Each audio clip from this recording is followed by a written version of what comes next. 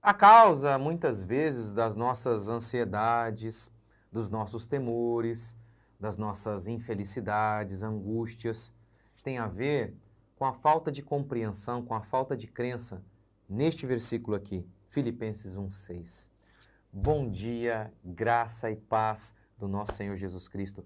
Mais uma vez a gente está aqui. Obrigado, vocês que me acompanham, muito obrigado por vocês estarem aqui com a gente. Vamos lá. Eu estou fazendo aqui um devocional baseado em Filipenses. Gente, não é obviamente uma interpretação exaustiva, contando todos os nuances, seguindo um início, meio e fim. Obviamente vou pegar alguns princípios aqui. Óbvio que eu quero ser bíblico e verdadeiro, né? Mas eu vou fazer uma exposição mais completa mais para frente numa série, tá bom? Então aqui vamos soltar pílulazinhas, vai, para você nesse devocional. Então vamos lá, Filipenses 1:6. Estou plenamente certo de que aquele que começou a boa obra em vós é fiel para completá-la até o dia de Cristo Jesus. Estou plenamente certo, você viu, né? Eu sei de cor, óbvio. Porque com certeza é um dos versículos mais importantes da Escritura. Martin Lloyd Jones, comentando este texto, ele disse assim, é o versículo-chave desta epístola. Se ele está certo ou não, não sei, mas a frase dele, se não tiver certa, está quase certa. É o versículo-chave de toda epístola. Quer dizer, talvez seja a chave de toda a Escritura, hein? Que Deus controla todas as coisas e Ele está nos conduzindo até aquele dia.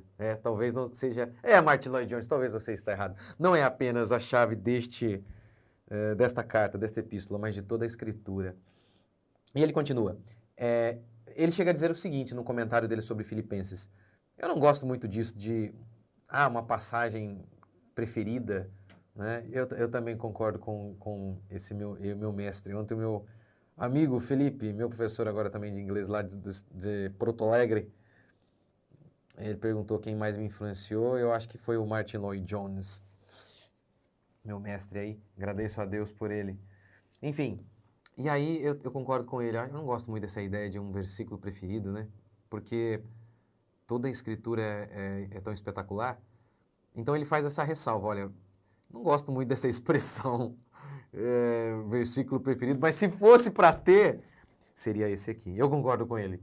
E ele disse assim, é uma das declarações mais magníficas, fundamentais e profundas e que nos leva às reais profundezas da doutrina cristã e da teologia cristã.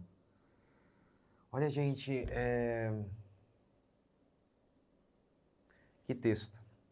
Estou plenamente certo de que aquele que começou a boa obra em vós é fiel para completá-la. Eu disse no começo, é o segredo para você não andar ansioso, com medo. É o que tem me mantido de pé todas as vezes que eu luto contra a ansiedade, com a tristeza, com o medo das coisas. Pense na situação de Paulo. Paulo está preso. Paulo está preso quando ele escreveu Filipenses. Paulo fundou aquela igreja. Deus o usou para fundar aquela igreja. Paulo poderia ser tentado. E agora? Como que essa igreja vai para frente? Aí Paulo se lembra. A obra de Deus, ele começou. E eu vou mostrar isso amanhã. Como que a obra de Deus. Foi Deus quem começou. Todos os acontecimentos lá em Filipe, na cidade de Filipe, você vê que foi Deus totalmente. Então Paulo disse, se foi Deus que começou, por que eu estou ansioso? Se é Deus que é soberano sobre todas as coisas, vou ficar ansioso para quê? Portanto, essa obra quem mantém não sou eu, é Ele. Por isso Martin Lloyd Jones falou que é o centro dessa epístola. Nessa epístola, Paulo fala muito sobre felicidade e Paulo vai falar lá em Filipenses 4 sobre ansiedade. Não estaria aqui a raiz da nossa ansiedade, o fato de não crermos nessa passagem? Ele começou a boa obra em nós, Ele é fiel para completar. Ou seja, não vamos morrer no meio do caminho. Não vamos morrer antes da hora. Não vamos ficar para trás. Deus começou a boa obra. Se ficamos ansiosos, estamos dizendo, não sei se Deus vai concluir. Eu não sei o que vai acontecer. Por isso eu concordo com Martin Lloyd Jones. Esse texto é chave. E eu falo por experiência também. Estou comentando aqui, baseado nos meus estudos, baseado nos estudos de de um homem de Deus, como Martin Lloyd Jones, e passo a retratar a minha própria experiência de como isso é real. De como que em todas as vezes, em todas as dúvidas, as dificuldades, este versículo e Romanos 8, né? que tudo coopera para o bem daqueles que amam a Deus. Sabemos que nem a morte, nem a vida, nem os principados, nem os perigos, nem espada, nada, nem ninguém poderá nos separar do amor de Deus que está em Cristo Jesus. Então, esses dois versículos são chaves para mim, para lidar contra a ansiedade, contra o medo, que nos acomete sempre. A gente é tentado sempre ao medo. Assim como a gente é tentado a ficar irado, e a gente vai ficar tentado, a gente vai ser tentado sempre, nós também somos tentados à ansiedade, ao medo, ao desespero. E este versículo é chave. Ele começou, a obra é dele. Paulo está preso, ele podia ficar ansioso. Ah, meu Deus, e agora? Eu estou limitado, e agora? A obra não é sua, Paulo. Quem diz que é você quem faz? Quem diz? Não é você, Paulo. Paulo dizia para ele mesmo. Eu não preciso ficar ansioso, por isso ele está alegre. Alegre e não está ansioso. Como eu disse, esse texto, Filipenses, fala muito sobre alegria e fala sobre ansiedade. Vencemos a tristeza, vencemos a ansiedade. Quando cremos nisso aqui, Ele começou a boa obra. Ele está comigo. A minha vida está correndo do jeito que Ele quer, porque nenhum fio da minha cabeça cai se não for da vontade de Deus. Então, a crença neste texto. Olha, gente, quantos pastores, o cara estudou muito. O cara leu todo tipo de livro que você puder imaginar. Ele estudou fora, enfim, e não entende esse texto. E aí você, dona Joana, você fala talvez problema, mas você lê esse texto e fala, eu creio, eu creio. A sua fé é o que de fato importa. Não o do doutor lá. Não estou falando isso para você ficar metida não, hein, dona Joana? Porque se você falar, eu sou melhor que ele, pronto, já acabou, não presta mais. Mas lembre-se disso, é essa fé que de fato importa. É isso de falar, eu creio. Eu sei em quem eu tenho crido. Ele começou boa obra em mim, ele vai completar. Eu não vou morrer antes da hora. Não vou morrer. Uma vez, um falso profeta falou para mim assim, pastor, não vai viajar que você vai morrer. Olha como é terrível essas coisas. E eu dei risada. Eu tinha certeza absoluta que aquilo era uma mentira. Mas quando eu entrei na Dutra, né, que é a rodovia aqui próximo da minha casa, rapaz, mas deu uma tremedeira. Aí eu lembrei, olha, se eu morrer agora nessa viagem, então é porque Deus quis, amém. Mas eu não vou morrer antes da hora. E eu achava, não é agora a minha hora ainda. Assim como o Paulo parece que tinha uma percepção do dia da morte dele, não sei. Será que a gente também pode ter? Não sei. Mas Paulo, ele tinha, né? Também estava meio claro para ele, ele estava na cadeia lá com uma espada no pescoço. Mas enfim, parece que Paulo tinha uma percepção espiritual do dia dele. E eu falava, olha, não sei, eu acho que não é o meu dia hoje. Mas se for também, não tem problema. Se for o meu dia, ninguém pode acrescentar um côvado, como diz Jesus. Ninguém pode acrescentar, né? Um côvado daria a ideia de 45 centímetros, né? Ele está pegando aqui a ideia, ao invés de usar anos, mas de tempo, de comprimento, né? A gente não pode estender a nossa vida se Deus não quiser. Então eu só me lembrei disso aqui. Não, aquele que começou a boa obra em mim é fiel para completar. Eu acho que ele não completou ainda, então não é a minha hora ainda, eu não vou tombar agora. E aí eu me acalmei. É isso, você precisa aprender a crer neste texto. Em toda a escritura, e na minha opinião, você tem boas bases para crer, que ele não deixa ninguém na mão. Basta olhar para a história de Israel. Deus deixou Israel na mão? Não deixou. Olhe para a história da igreja, 2000 anos. Impérios ruíram e a igreja está de pé. Deus está completando a sua obra. Em todo o tempo o povo quis destruir a igreja. Sempre foi assim, assim como agora. Assim como agora. E aí? Eles conseguem? Não, porque Deus não completou a sua obra com a igreja ainda. Então, por isso a igreja está de pé. A própria existência, então, da igreja, 2000 anos, já não seria uma prova para você de que esse texto é verdadeiro? Ou, já citei aqui para vocês lá na minha série Romanos, assista a minha série Romanos, os judeus.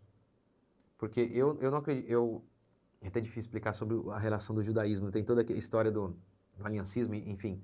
Mas, independentemente dessas propostas teológicas, para mim me parece muito claro que Deus ainda tem um projeto na vida dos judeus. E isso está lá em Romanos muito claramente.